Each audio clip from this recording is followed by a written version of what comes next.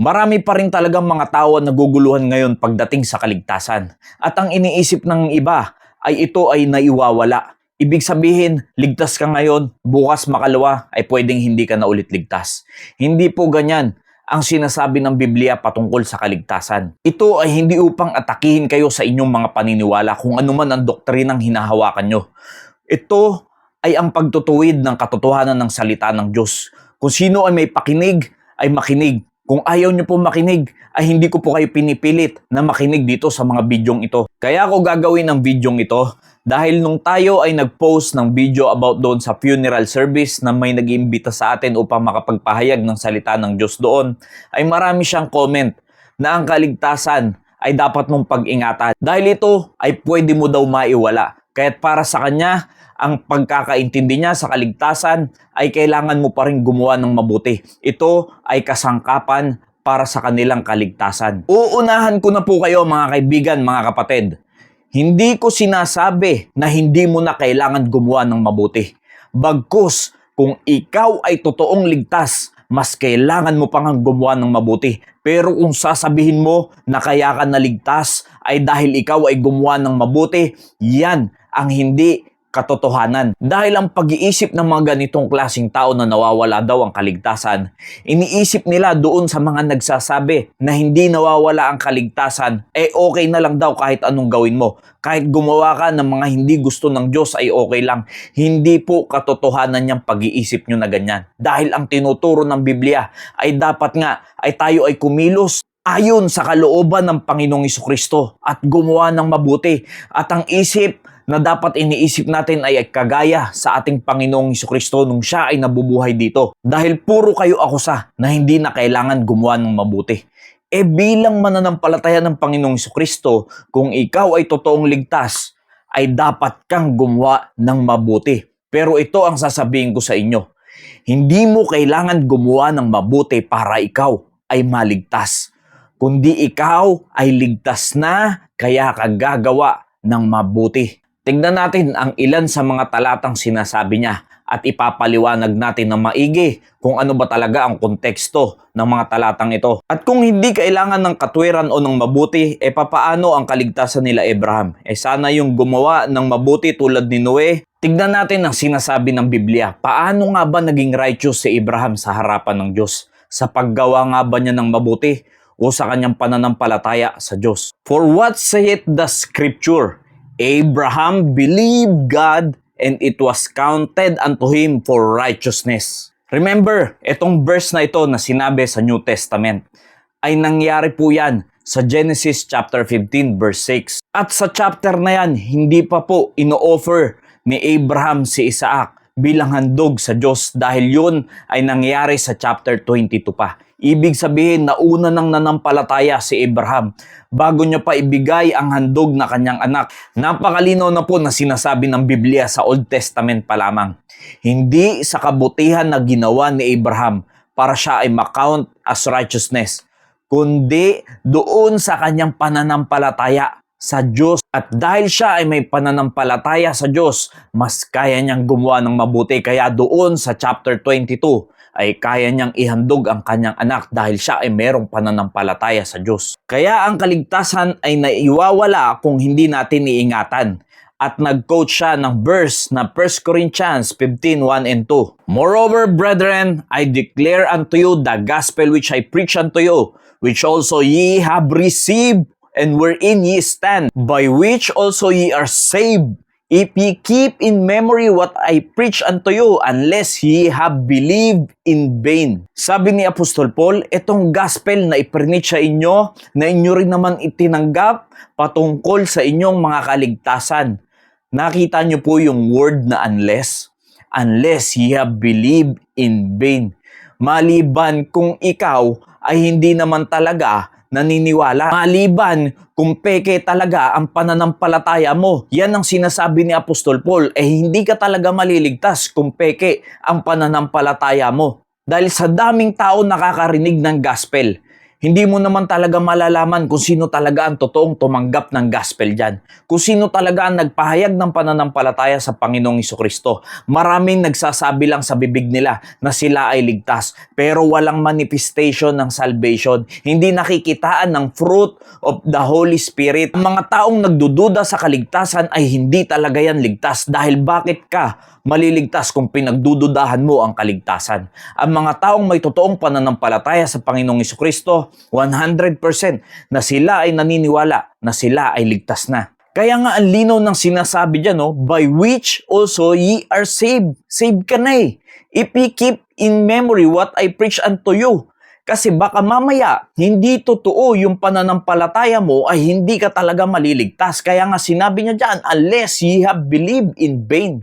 Maraming tao na hindi naman talaga nakakaunawa at hindi totoong mananampalataya ng Panginoong Jesucristo. Dahil kung alam mo talaga ang totoong gospel, ay nasa puso mo na yan at hindi ka na matatangay pa ng kung ano-anong maririnig mong patungkol sa kaligtasan dahil yan ang ating kaligtasan. Dahil ang mga taong hindi pa talaga ligtas, sila yung sinasabihan dyan na they believe in vain. Sila yung mga hindi pa talaga nananampalataya ng totoo sa Panginoong Jesucristo. Kahit kung ikaw yung sinasabi dyan, unless ye have believed in vain, ay wala talagang kabuluhan ang gospel para sa'yo. Dahil ang iyong pananampalataya ay sa walang kabuluhan. Ang ibig mo bagang sabihin, tanggapin na lang si Kristo at hindi na kailangan pang gumawa ng mabuti? Yan yung kanina ko pang pinapaliwanag. Wala tayong sinasabing hindi na kailangan gumawa ng mabuti.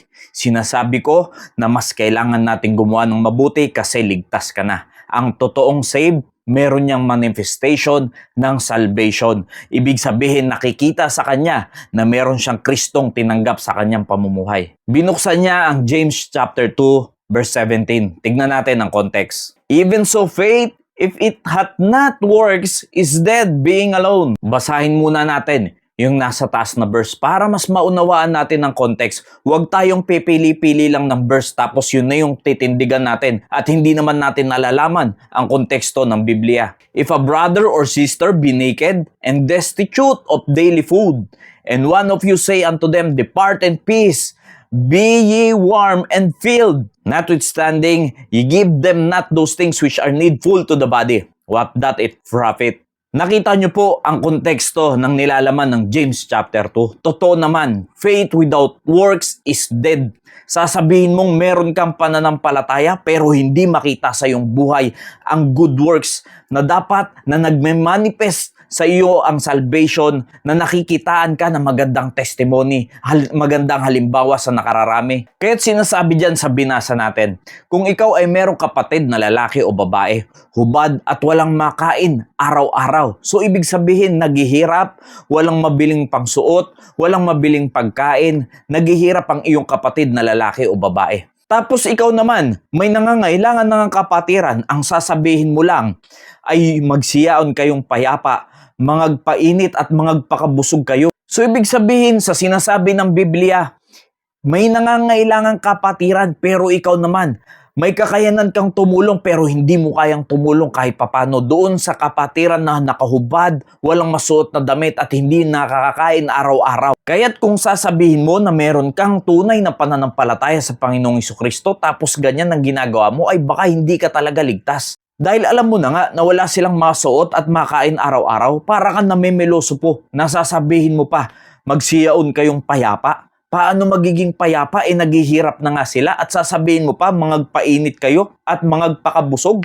Wala na nga silang pambili. Ibig sabihin lamang po ng bersikulo na yan, hindi magkakahiwalay na kung ikaw ay may pananampalataya, meron niyang good works. Magmamanifest yung good works dyan. Pero hindi nangangahulugan na requirements ang good works para sa salvation.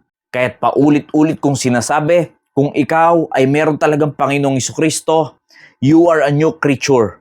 All things are passed away. Behold, all things are become new. Yan ang katibayan na ang good works ay bunga ng iyong pananampalataya sa Panginoong Jesucristo.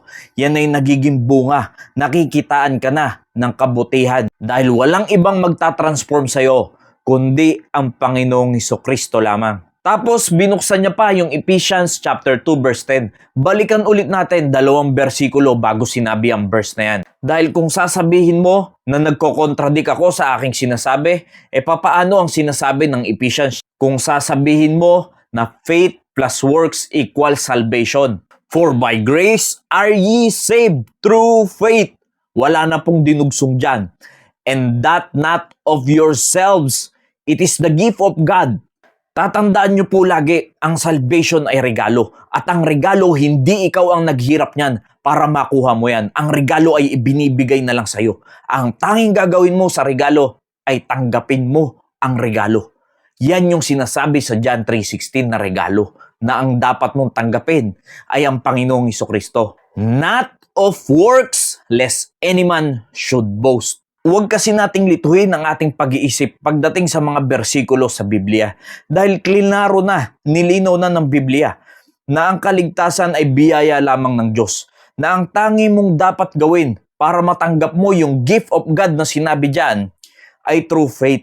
Matatanggap mo ang regalong kaligtasan sa pamamagitan ng pananampalataya mo sa Panginoong Hesukristo. Kaya nga sinabi na dyan na not of works, lest any man should boast. Dahil pag sinabi mo na galing sa iyong mabuting gawa at pananampalataya ang kaligtasan, ay pwede kang magyabang. Dahil pwede mong sabihin sa iyong sarili, kaya ako naligtas dahil napakabuti kong tao, napakarami kong natutulungan tao. Ibig sabihin na niyan, nagyayabang ka na sa iyong kaligtasan. Kaya't hindi yan yung tinuturo ng Biblia. For we are His workmanship, created in Christ Jesus unto good works, which God hath before ordained that we should walk in them. Sige, kung paghahaluin natin na sinasabi mo na dahil sa good works ang kaligtasan, paano yung sinasabi dyan na dahil lang sa biyaya ng Panginoon, kaya tayo maliligtas sa pamamagitan ng pananampalataya? Di dyan pala nagkakaroon na ng contradict. Unawain natin, for we are His workmanship. Ibig sabihin, nung sumampalataya ka sa Panginoong Hesukristo, ay ikaw ay servant ng Panginoong Hesukristo. Kaya ikaw ay created in Christ Jesus unto good works. Dahil kung unbeliever ka, kung hindi ka naman talaga saved, bakit ka susunod sa Panginoong Hesukristo? Di ba nga't ang mga unbeliever sa mundo yan nakatingin? Hindi yan nakikinig ng salita ng Diyos, ayaw niya ng mga Bible study, ayaw niya ng mga gawain ng Panginoon. Kahit paano yan susunod? Hindi talaga yan susunod. Ngayon, ikaw naligtas. Yan ang dapat mong ginagawa. Ang sumunod sa Panginoong Hesukristo at gumawa ng mabuti. Pero hindi sinasabi dyan na ikadadagdag mo yan sa kaligtasan. Dahil ito ang tatandaan natin na sinasabi ng Biblia. I do not prostrate the grace of God, for if righteousness come by the law, then Christ is dead in vain. Ano pong sabi dyan sa Tagalog?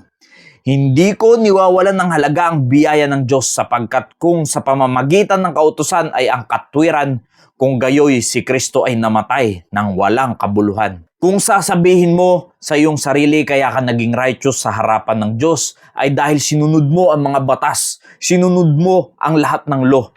Kung ganyan ang paniniwala mo, ang Panginoong Hesukristo ay namatay ng walang kabuluhan. Oo, walang kabuluhan, walang kwenta ang kamatayan ng Panginoong Hesukristo kung ikaw ay titindig na dahil sa mabuti mong gawa at sinunod mo lahat ng batas, kaya ka maliligtas. Yan ang malinaw na sinasabi ng Biblia. Kung isasantabi mo ang biyaya ng Diyos patungkol sa kaligtasan at ikaw ay titindig dahil sa iyong mga gawa at kinumpleto mo lahat ng law, sinunod mo lahat yan, hindi ka naniniwala sa kamatayan ng Panginoong Hesukristo na siya ang tumubos sa ating mga kasalanan, hindi ang ating sarili. Dahil kung sasabihin mo na nawawala ang kaligtasan, sinabi ng Bible, ye must be born again. Hindi sinabi na again and again and again. Dahil kung sasabihin mo na dahil nagkasala ka, nawawala yung kaligtasan, ano ibig sabihin nun? Ipapanganak kang muli? Tapos magkakasala ka, tapos ipapanganak kang muli. Paulit-ulit mong gagawin ang pagtanggap sa Panginoong Hesukristo. Hindi po ganyan ang sinasabi ng Biblia. Isang beses mo lang tatanggapin ang Panginoong Hesukristo. Kung yan ay tunay, magmamanifest sa iyo ang salvation. Makikitaan ka ng good works. At yung tinanggap mong Panginoong Hesukristo na totoo na isang beses, yan ang magdadala sa iyo sa kaligtasan. Nawa, naging malinaw po ang mensahe ngayong gabing to. Maraming salamat and God bless you all.